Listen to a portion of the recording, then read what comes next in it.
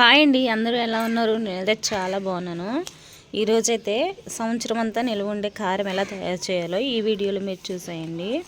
చాలా ఈజీ అండి చేయడం ప్రాసెస్. మనం ప్యాకెట్ కారం కొనుక్కునే కన్నా ఇలాగా ఎండుమిర్చిని కొనుక్కుని మనకి సంవత్సరం అంతా మనకి మనీ సేవ్ అవుతాయి కదండి. అలాగే ప్యాకెట్ కారం చాలా ఘాటుగా ఉంటుంది. ఇలా మేలు రకమైన ఎండుమిర్చిని తీసుకోండి. చూడండి, ఇలా ఉండాలి మిరపకాయలు. నేను పెట్టే ప్రతి వీడియో ఎడిటింగ్ అయితే ఉండదండి, అన్నీ తీసినట్టే పెడతాను. మీరు ట్రై చేసినా అవి పాడవు. ఇలాంటి కాయలు వేరేసుకోవాలండి. ఎందుకంటారేమో ఇవి బాగోవు, పాడైపోద్ది. పచ్చడి వేస్తే చేదొచ్చేస్తాయండి. ఇవేంటంటే అలాంటివన్నీ పూర్తిగా ఎక్కడా లేకోకుండా వేరేసుకోవాలండి.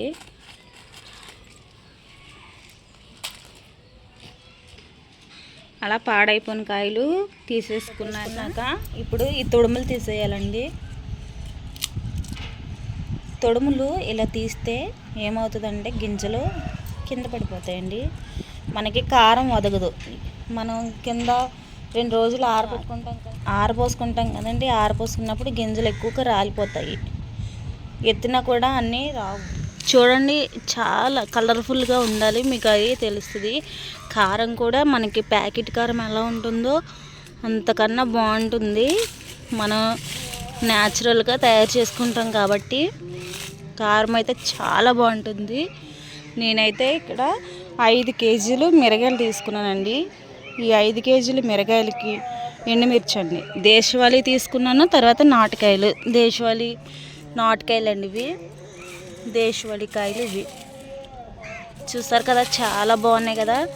అయితే వీటిని తొడుములు తీసేసుకోవాలండి.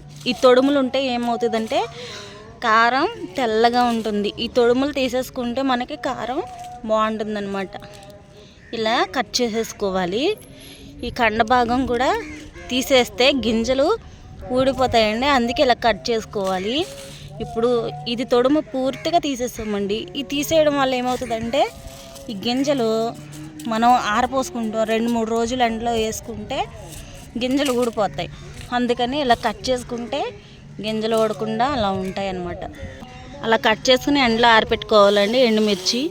అలాగే ఇందులోకి 1/2 కేజీ ధనియాలండి, 1/2 కేజీ ధనియాలు, తగినంత ఉప్పు, జీలకర్ర ధనియాలు ఫ్రై చేసుకోవాలండి. దోరగా ఫ్రై చేసుకుని ఇలా ఎండలో ఆరబెట్టుకోవాలన్నమాట. ఇందులోకే మనం అలాగే కళ్ళుప్పుని కూడా వేయించుకుని ఆరబెట్టుకోవాలండి. తర్వాత పసుపు కొమ్ములు దంచి వేసేవారు మన పూర్వకాలంలో. ఇప్పుడైతే అందరూ పసుపు ప్యాకెట్లే వేస్తున్నారు.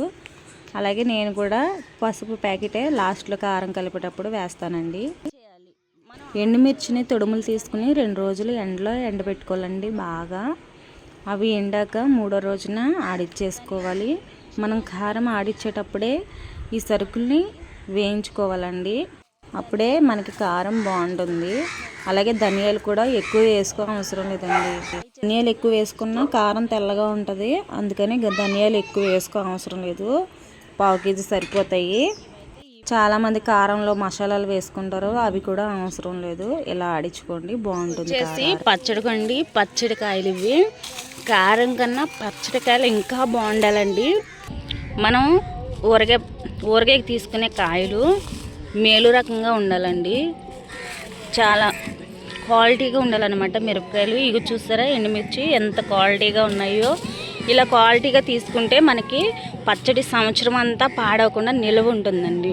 పైగా ఈ మిరగాయలు కూడా తొడుములు తీసేయాలి. అసలు తొడుములు ఎక్కడ ఉంచకూడదండి.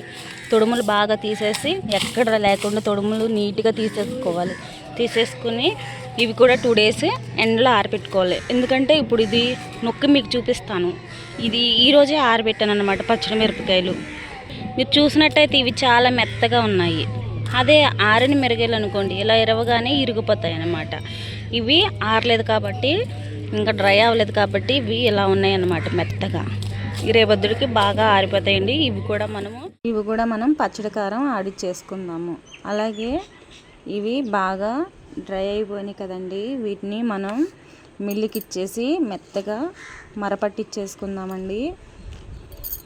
ఈ ఎండుమిర్చిని బాగా ఆరబెట్టుకోవాలండి, లేకపోతే మనకి మురలు వచ్చేస్తాయి. అంటే మనం జల్లిచ్చినప్పుడు మురలు ఎక్కువ వస్తాయండి. అందుకని బాగా ఆరబెట్టుకున్నాం అనుకోండి, మురలు రావు, మెత్తని పొడి అవుతుంది. ఇప్పుడు మిల్లుకి ఇచ్చేద్దాం.